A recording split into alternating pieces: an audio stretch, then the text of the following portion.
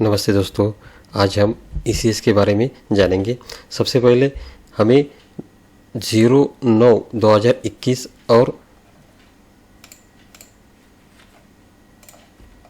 23/2022 ये दो ऑर्डर हमें ईसीएस की प्राप्त हो चुकी है। तो इसके बारे में अगर हमें ज़्यादा जानना है तो हमें ये दो ऑर्डर पूरा पढ़ना है। इसमें दिया है कि अगर हमें मैच्योरिटी, प्रीमेच्योर, क्लोजर अमाउंट अगर बैंक में ट्रांसफ़र करना है तो पूरा इसका जो प्रोसीजर इसमें दिया है। इसके पहले होता था कि अगर किसी कस्टमर को अगर बैंक में पैसा ट्रांसफ़र करना है तो उसको चेक इशू करना पड़ता था, लेकिन अभी उसकी ज़रूरत नहीं है। हम ईसीएस के थ्रू उनके बैंक अकाउंट में डायरेक्ट पैसा ट्रांसफ़र कर सकते हैं।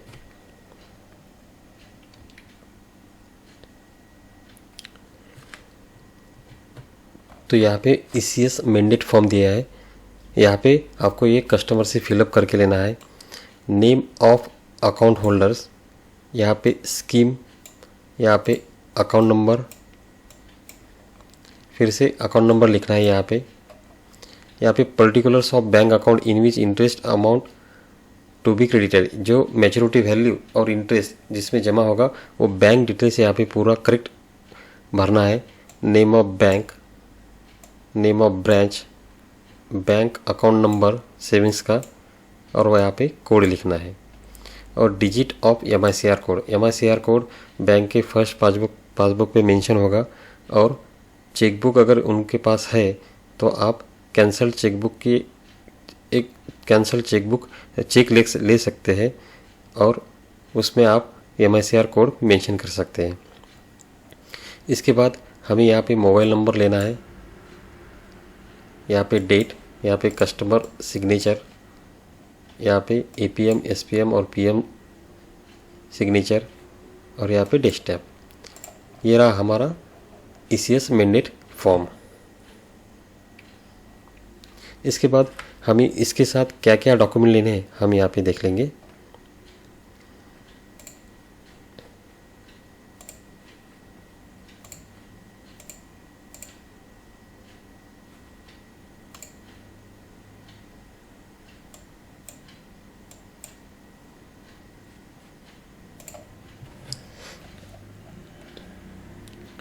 देखिए इसके लिए डॉक्यूमेंट क्या क्या चाहिए।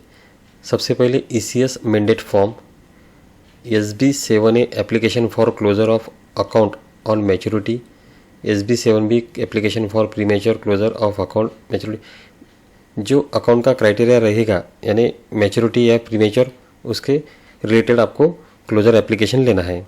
उसके बाद थर्ड आपको एप्लीकेशन लेना है कैंसल चेक और self attested photocopy of first page of bank passbook.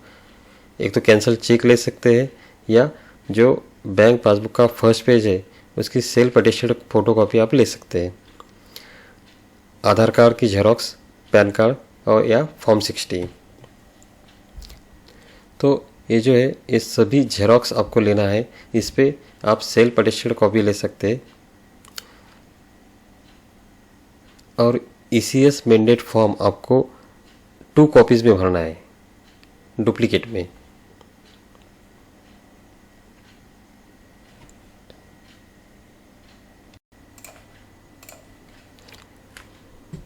दोस्तों तो चलिए हम देखते हैं यहाँ पे ईसीएस प्रोसेस फिनेकल में कैसे करते हैं। तो सबसे पहले हमें यहाँ पे अकाउंट्स को मॉडिफाई करना बहुत ज़रूरी है। अगर इसमें हम मॉडिफाई नहीं करते तो उसमें ईसीएस डिटेल्स ऐड नहीं कर सकते। हमें यहाँ पे टीडी का क्लोज़र हमें करना है तो हम यहाँ पे CMIS AM मेनू में मॉडिफाई करेंगे। उसमें पूरा जो ईसीएस का फ्लो कोड है उसमें ऐड करेंगे। तो सबसे पहले यहाँ पे फंक्शन कोड मॉडिफाई लेना है, अकाउंट आईडी, और यहाँ पे सिग्नेचर वेरीफाई करना है और फोटो को भी वेरीफाई करना है। अगर प्रैक्टिस रखते हैं तो इसका डाटा यहाँ पे सेव होता है फिनेकल में। तो यहाँ पे सिग्नेचर वेरीफाई करने के बाद ही हमने ईसीएस किया है यहाँ पे मेंशन होगा। तो यहाँ पे गो पे क्लिक करना है।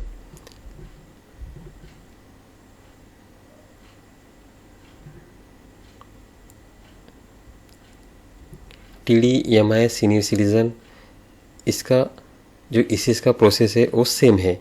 तो यहाँ पे सबसे पहले ईसीएस में हमें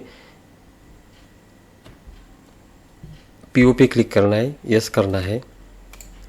यस करने के बाद हमें यहाँ पे फ्लो कोड में पीओ सिलेक्ट करना है। यहाँ पे हमें देखिए 2 फ्लो कोड ऐड करना है, आईओ और पीओ। तो सबसे पहले हम फ्लो कोड ऐड करते हैं पीओ। यहाँ पे अमाउंट टाइप में पीसीएनटी लेना है। यहाँ पे ईसीएस मैंडेट डिटेल्स में हमें ईसीएस सिलेक्ट करना है और यहाँ पे ट्रांजैक्शन कोड में हमें कोड 1 सिलेक्ट करना है।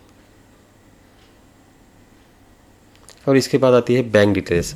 यहाँ पे अदर पार्टी अकाउंट आईडी में हमें bank account number correct mention करना है।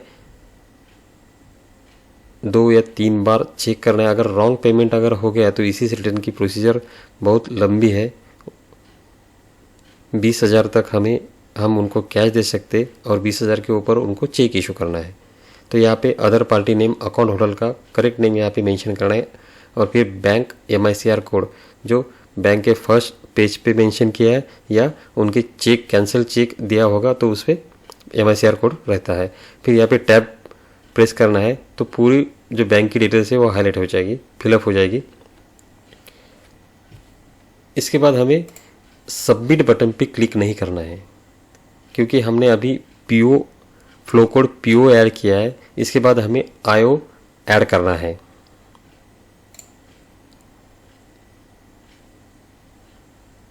यहाँ पे ऐड न्यू बटन पे क्लिक करना है। हमें पीओ ऐड करना है शुरुआत में।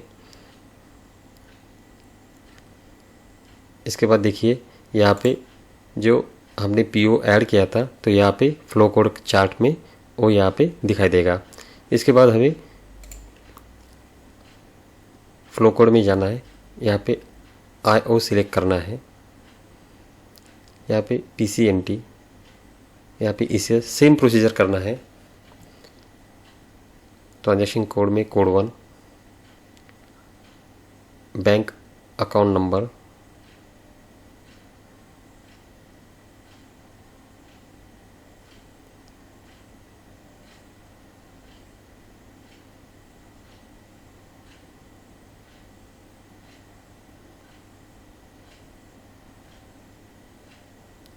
यहाँ पे अकाउंट होल्डर्स नेम और MICR कोड। फिर आपको टैब। देखिए दोस्तों, यहाँ पे हम TD, MS और सीनियर सिटीजन का अगर अकाउंट मॉडिफाई करते हैं तो हमें यहाँ पे फ्लो कोड में IO और PO दोनों मेंशन करना है। लेकिन अगर हमें RD, NSC और KVP का अकाउंट क्लोज करना है तो यहाँ पे फ्लो कोड में TO आएगा। ओनली TO फ्लो कोड आपको यहाँ पे ऐड करना पड़ेगा क्लोजर के लिए। तो यहाँ पे हम TD का अकाउंट मॉडिफाई कर रहे हैं तो यहाँ पे दोनों मेंशन करना है।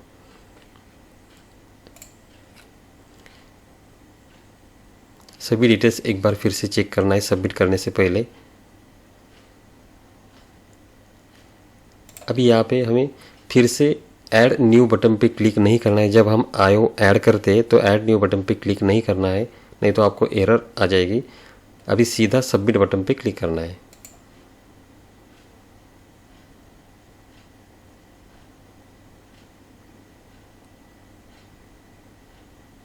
देखिए हमारा अकाउंट सक्सेसफुली मॉडिफाई हो चुका है।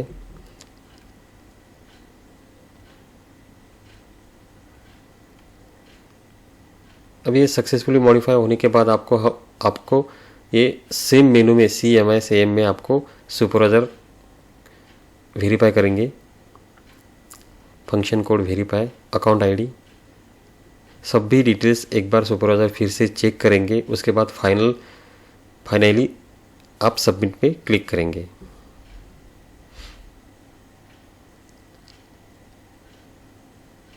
सबसे बढ़िया प्रोसीजर है, इसमें आपको चेक इशू करने की ज़रूरत नहीं है और इसका जो पेमेंट है वो कस्टमर के अकाउंट में नेक्स्ट डे जमा हो जाएंगे। फिर से यहाँ पे सिग्नेचर और फोटो दोनों वेरीफाई करेंगे। ये आपको प्रैक्टिस रखनी है।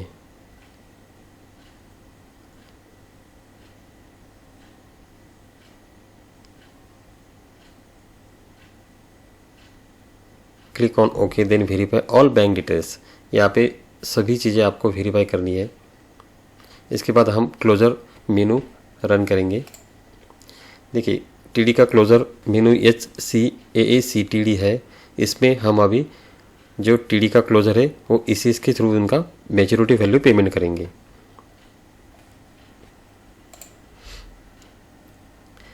Function close account ID mention करने के बाद टैब प्रेस करना है।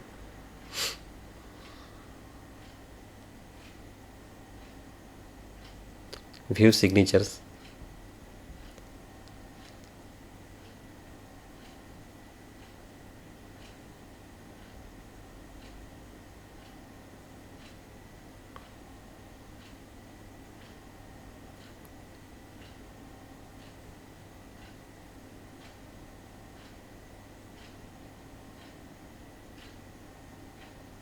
इसके बाद गो पे क्लिक करना है। देखिए यहाँ पे क्या लिखा हुआ है, please pay all unpaid interest from sundry office account to customer before closure if any. इसका मतलब है कि अगर जो पुराने अकाउंट रहते हैं, अगर किसी कारण अगर उसमें अकाउंट ओपन करते समय अगर POSB का अकाउंट नंबर एंटर नहीं किया है तो उसके जो अनपेड इंटरेस्ट है तो वो आपको पहले पेड करना पड़ेगा। तो इसका जो है, एक तो अभी डायरेक्ट कैश में नहीं दे सकती इंटरेस्ट, अभी उनके POSB अकाउंट में आपको ट्रांसफ़र करना पड़ेगा।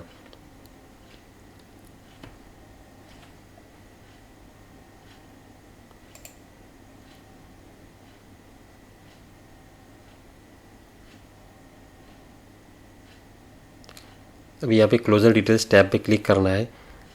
क्लोज मोड यहाँ पे आपको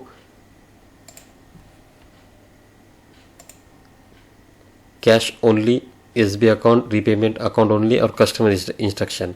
तो यहाँ पे हम जब ECS डिटेल्स अगर अकाउंट मॉडिफिकेशन में ऐड करते हैं तो हमें ECS के थ्रू अगर पेमेंट करना है तो आपको कस्टमर इंस्ट्रक्शन यहाँ पे क्लोज कोड लेना पड़ेगा। कस्टमर इंस्ट्रक्शन लेते हैं और यहाँ पे क्लोजर एक्सेप्शन में सिलेक्ट करते हैं। यहाँ पे क्लोजर रीजन कोड NORML सर्चर से भी ले सकते हैं और टाइप भी कर सकते हैं। देखिए अभी ये टैब पे हमें सबमिट बटन पे अगर क्लिक करेंगे तो आपको एरर आ सकता है। वो आपको एरर में दिखाएगा कि आपको क्लोजर डिटेल्स पे विजिट करना है। तो यहाँ पे सबमिट बटन पे क्लिक ना कीजिए, क्लोजर डिटेल्स इस टैब पे क्लिक कीजिए।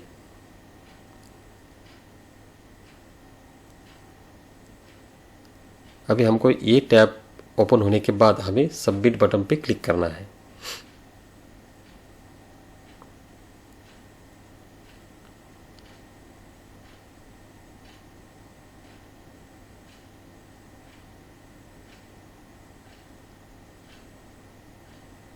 एक्सेप्ट कीजिए इसको।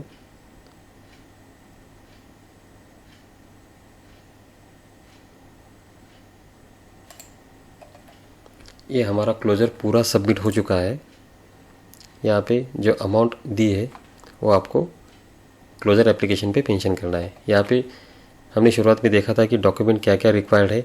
ECS मैंडेट फॉर्म आपको डुप्लीकेट में लेना है, सभी जो डॉक्यूमेंट्स है वो आपको डुप्लीकेट में लेना है। तो दोस्तों ऐसे प्रोसीजर करके हम अपना जो ECS का जो प्रोसेस है वो कंप्लीट कर सकते हैं और कस्टमर के बैंक अकाउंट में आप ECS के थ्रू पैसा ट्रांसफ़र कर सकते हैं। Thank you.